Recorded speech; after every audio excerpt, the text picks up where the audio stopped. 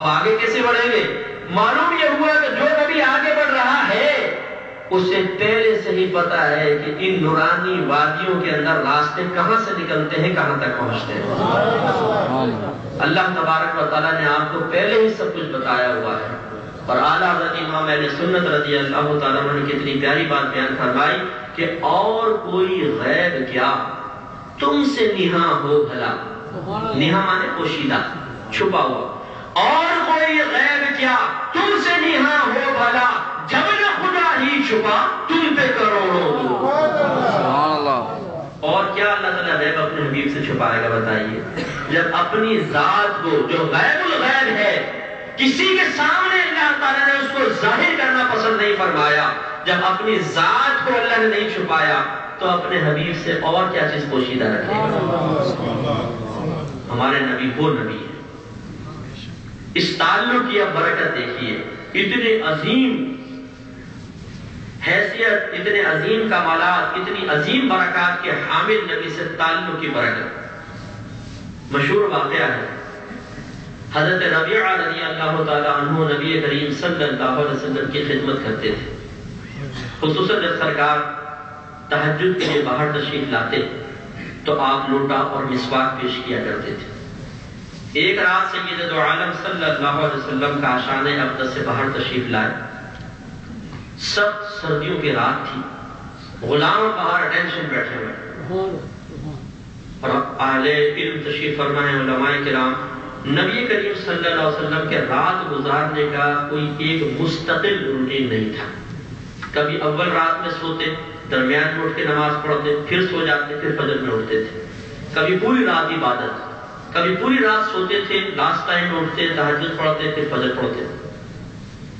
اب جو غلام باہر بیٹھا ہوا ہے اور اس کی ڈیوٹی یہ ہے کہ جب سرکار باہر تشریف لائیں لوٹا اور مسواک پیش کرے گا، سوچئے کیا وہ سوئے گا؟ کیا اس کو نیند آئے گی؟ ہر لمحہ یہ توقع شاید اب سرکار باہر تشریف لائیں، شاید اب تشریف لے آئیں، تو سب ڈیوٹی ہے، لیکن سرکار نے حکم نہیں فرمایا، خود اختیار کی ہوئی ہے۔ سرکار باہر تشریف لائے، غلام نے لوٹا مسواک پیش کی، سرکار کی بارگاہ میں آپ کی یہ خدمت درجہ مقبولیت حاصل کر گئی، دریائے رحمت جوش میں آیا۔ سرکار مدینہ صلی اللہ علیہ وسلم نے فرمایا سل ربیعہ، مان کیا مانگتا ہے؟ حضرت ربیعہ رضی اللہ تعالیٰ عنہ نے یہ عرض نہیں کی، یا رسول اللہ میں آپ سے کیا مانگوں، ہم تو اللہ والے ہیں، ڈائریکٹ اللہ سے مانگیں گے؟ رسول کیا دے سکتا ہے، نبی کیا دے سکتا ہے؟ جس کا نام محمد ہو وہ تو کچھ بھی نہیں دے سکتا، اسے تو کسی چیز کا اختیار نہیں۔ معاذ اللہ ثم معاذ اللہ، یہ خراب عقیدے یہ آج کے دور کی پیداوار ہیں، ان کا پچھلے زمانوں کے اندر کوئی پتہ نہیں ہے، کوئی اس کا ٹھکانہ آپ کو نظر نہیں آئے گا، یہ جدید ایجادات ہیں۔ ان صحابہ کا عقیدہ دیکھنا ہے تو حضرت ربیعہ رضی اللہ تعالیٰ عنہ کے اس عنایت کے جواب میں عمل سے دیکھیے، سرکار نے فرمایا سل ربیعہ، مان کیا مانگتا ہے؟ عرض کی ربیعہ جنت میں آپ سے آپ کی رفاقت مانگتا ہے، آپ کا ساتھ مانگتا ہے، آپ کا دوست مانگتا ہے۔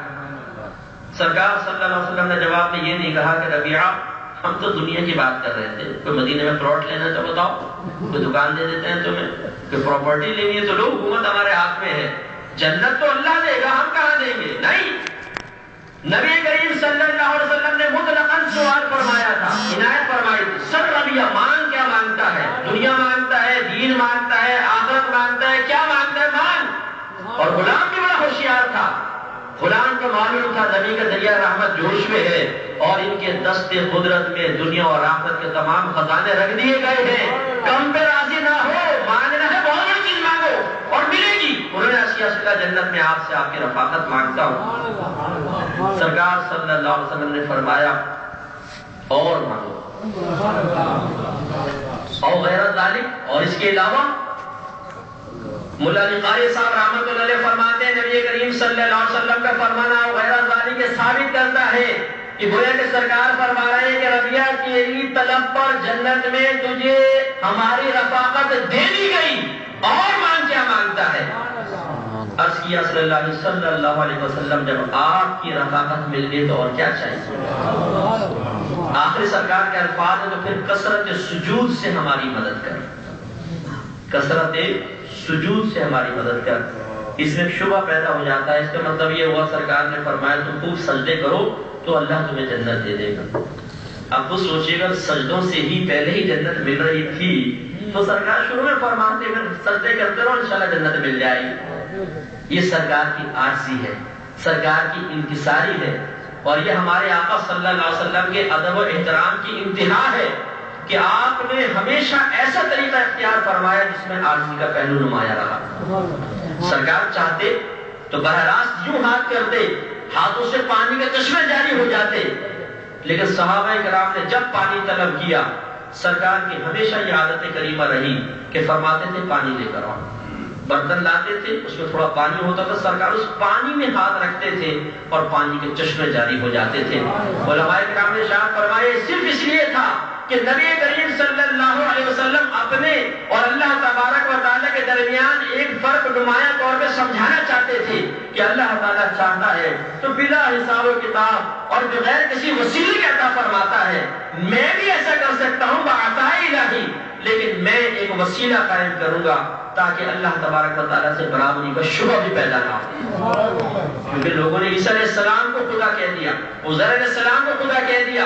نبی کریم صلی اللہ علیہ وسلم نے وسائل اختیار فرمانے کے بعد صحابہ کرام کو سمجھایا کہ اگر یہ میں وسیلے اختیار نہیں کروں گا تو یہ ہو سکتا ہے کہ کسی کے ذہن میں خدا نخواستہ الوہیت کا تصور پیدا ہو جائے.